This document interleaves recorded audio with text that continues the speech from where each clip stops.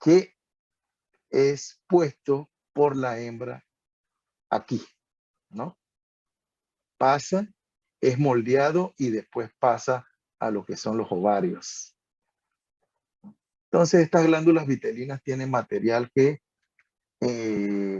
por ejemplo, compuestos fenólicos que forman parte de la cáscara del huevo del tremátodo. Además de esos, hay protonefridios formados por unas células llamadas solenocitos, ¿no? Esos solenocitos, por ejemplo, son señalados aquí como células flamígeras, ¿no? Que les llaman también células en llama o celonocitos, que son encargados de lo que es el balance hídrico del tremátodo, ¿no? Ese balance hídrico conlleva también a la excreción de ciertas sustancias después de después que participan en ese balance hídrico por un poro eh, eh, eh, un poro exterior que es seguido de la vejiga. Así que esta sería más o menos una estructura general de lo que es un tremátodo, ¿no? Y aquí entonces con más clareza vemos lo que son los testículos, ¿no? Las glándulas vitelinas. Aquí vemos entonces los ovarios, el receptáculo seminal y tenemos los huevos ya en los tubos del útero, ¿no? ¿Qué más vemos aquí? Sí, principalmente eso. Entonces, estas partes se vieron en el laboratorio. Me imagino que tanto los estudiantes de Santiago como los de la sede de Panamá vieron las diferentes estructuras en el laboratorio y aprendieron a diferenciar un tremátodo basado en sus características morfológicas. Entonces, ¿cómo es el ciclo general de un tremátodo? Los tremátodos adultos tienen todo lo que es los sistemas que mencioné bien desarrollados. Y es lo que ustedes ven aquí en la figura A, ¿no? Ellos que colocan huevos en el medio ambiente donde ellos se desarrollan, ¿no? Y esos huevos son, digamos que excretados o expulsados al exterior de alguna forma, ¿no? En algunos tremátodos ese huevo acostumbra a ser embrionado, en otros no, ¿no? En otros termina de embrionar cuando llega al medio ambiente, por ejemplo, acuático, ¿no? Donde él, por estímulos externos, va a embrionar para dar paso al siguiente estadio. Este huevo tiene células germinativas que le ayudan en la formación de los siguientes estadios y de las estructuras específicas de cada estadio sucesivo. Entonces, ¿qué le sigue a ese huevo embrionado? Muchos tienen estadios de vida libre, como lo son los miracidios. Los miracidios, como el mismo nombre lo dice, tienen un tejido externo conformado por cilios que le ayudan a sobrevivir, ¿no? En el medio acuático, en el medio externo, ¿no? Para buscar un hospedero específico. Y en un periodo de tiempo que no puede pasar de 6 horas, por ejemplo. Este miracidio contiene células vitelinas, una ventosa primitiva y un cono en el cual se encuentran todas ese conjunto de partes que le van a ayudar a la invasión a un hospedero intermediario específico, que en general son caracoles, ¿no? En muchos de los tremátodos que vamos a ver en las clases de teoría, ¿no? Son caracoles. El miracidio, él no metaboliza durante la fase acuosa. Entonces, él tiene que sobrevivir con ese conjunto de compuestos que se han sintetizado mientras él estaba en, en los huevos, ¿no? Y por eso él no sobrevive mucho, máximo 6 horas, y tiene que invadir un hospedero intermediario. Ya cuando él invade un hospedero intermediario, un caracol generalmente, entonces él sufre una transformación estructural para generar lo que nosotros denominamos redias, ¿no? Estas redias, que son en forma como de un saco, que están aquí, digo, no, en redias no, esporoquistes, que está aquí, ¿no? Este esporoquiste se le llama esporoquistes primarios o de primer estadio. Ese esporoquiste de primer estadio puede generar entonces una segunda generación de esporoquistes llamados esporoquistes hijas, o el generar directamente cercarias, pero eso va a depender de la especie de tremátodo envuelta en ese ciclo de vida. Por ejemplo, los esquistosomas, ellos no tienen redias. El esporoquiste genera cercarias que van a salir al medio acuático porque ellos atraviesan el tegumento del molusco y entonces en el agua se infectan los hospederos definitivos, ¿no? Por decirles algo. Entonces, en otros tremátodos sí hay lo que es la formación de esporoquistes hijos o de segunda generación, inclusive de tercera generación, que van a formar redias, y estas redias son las que van a formar las metacercarias, como los que van aquí. Estas son redias que salieron del esporoquiste, tienen forma de hombro, ¿no? Tienen como hombros, tienen también forma sacular, pero ya tienen otras organelas dentro, ya tienen una ventosa más definida, tiene un tubo digestivo bastante primitivo y lo acompañan las células vitelinas específicas, ¿no? Bueno, estas,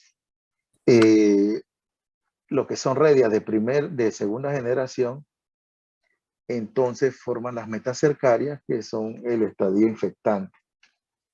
A veces esta cercaria o invade directamente el huésped definitivo, o él encuentra un hospedero intermediario, por ejemplo, plantas, dentro del cual o en la superficie de estas plantas, él se enquista para formar lo que vemos aquí, una metacercaria.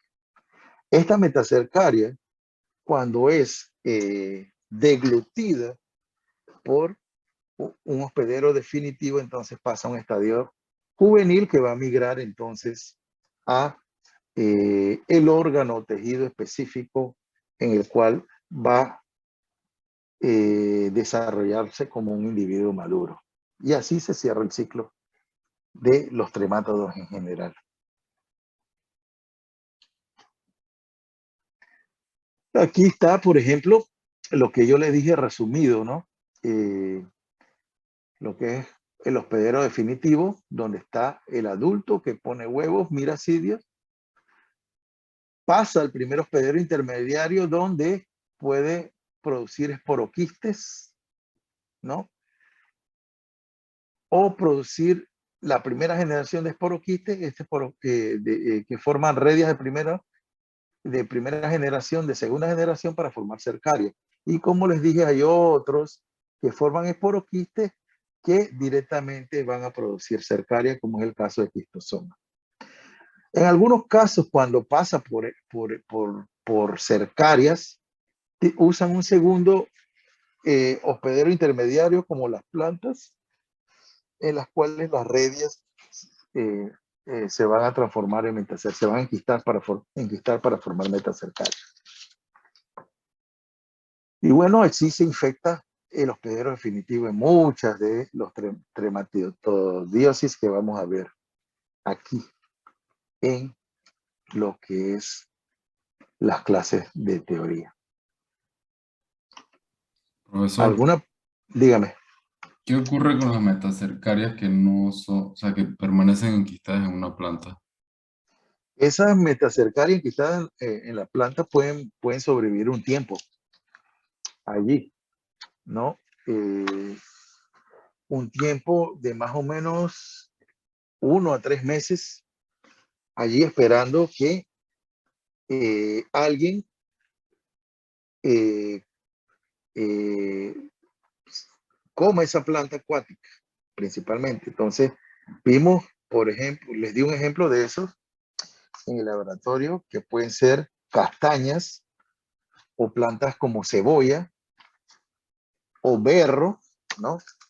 Que allí en la superficie de sus hojas acuáticas tienen la metacercaria. ¿Y qué pasa? Lo que pasa es que estas plantas no demoran mucho porque son llevadas a mercados para consumo masivo o para la creación de otros hospederos definitivos como los puercos en la industria porcina. Y allí entonces hay un la planta, eh, entonces con ese estadio de metacercaria va a infectar el hombre o un hospedero intermediario, digo, otro hospedero definitivo como el cerdo. El cerdo lo que contribuye más a excretar huevos en las heces. Y lo que pasa es que también ellos, eh, eso ayuda a que esos huevos se encuentran en un ambiente acuático, como es lo común, entonces los miracidios eclosionen de los huevos y se sigue el ciclo. Entonces hay una perpetuación del ciclo de esa forma.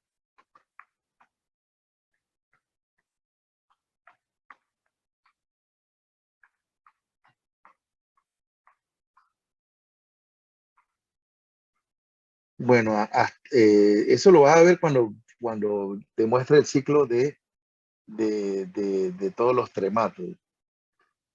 Pero yo creo que hay otros, no me acuerdo bien, pero hay otros que pasan directamente de los del quiste de primera generación.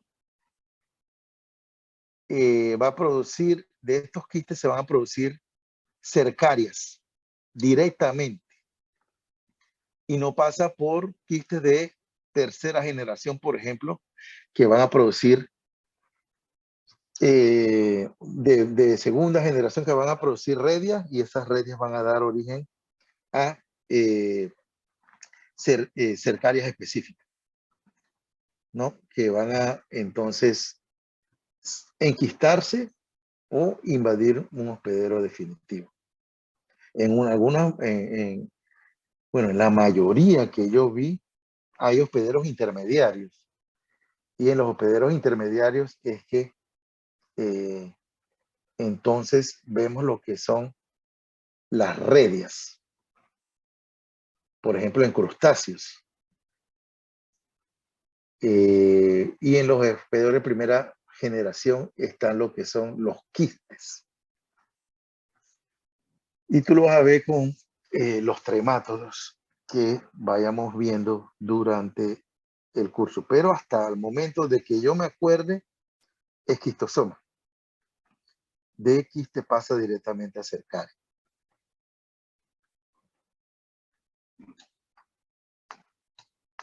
¿Tienen alguna pregunta?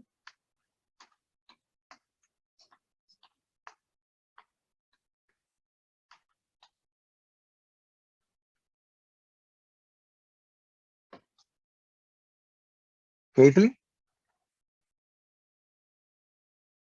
No, profe, todo bien. Ujú. Déjame ver que esta es Génesis Wharton, como que no la conozco. Génesis. No, profe, totalmente claro. No, todo claro. Sí. Ujú. Déjame ver quién. Esta es María Velázquez.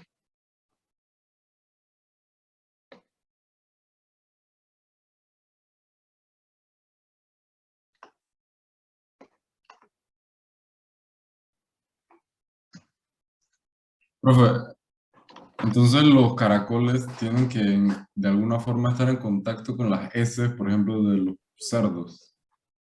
No.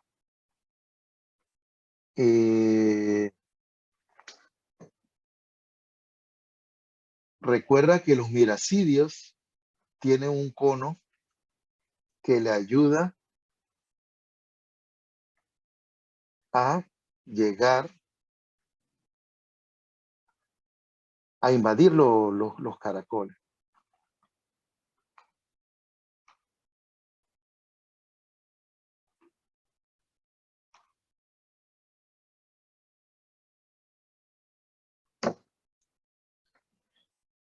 Recuerden que los huevos pueden ser embrionados o no, pero siempre parte de un estadio de vida libre. Hay dos estadios de vida libre en el ciclo. Uno es el miracidio, el otro es la cercaria. Entonces, el huevo, los huevos completamente embrionados, cae al agua y de una vez salen los miracidios. Los otros necesitan madurar para producir miracidios. Y después de que producen los miracidios, entonces el miracidio invade los caracoles, por ejemplo. Y allí entonces él tiene esas modificaciones estructurales para convertirse en un quiste que va a generar redias o cercarias.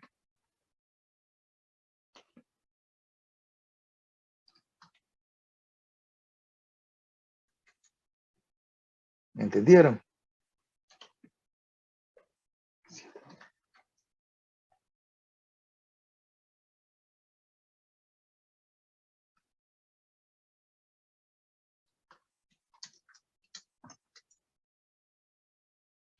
Sí, sí, hay de primera y segunda generación, ¿no?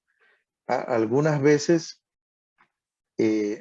no, las cercarias no son de primera y segunda generación, lo que son las de primera y segunda generación son las redias, ¿no? Hay redias de primera y segunda generación. Y los quistes dan origen a esas redias de primera y segunda generación.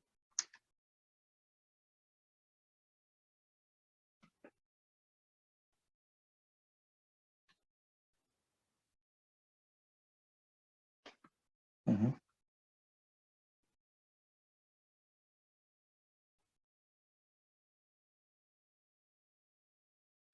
Oye, ¿por qué hay tanta gente hoy? Hay bastantes.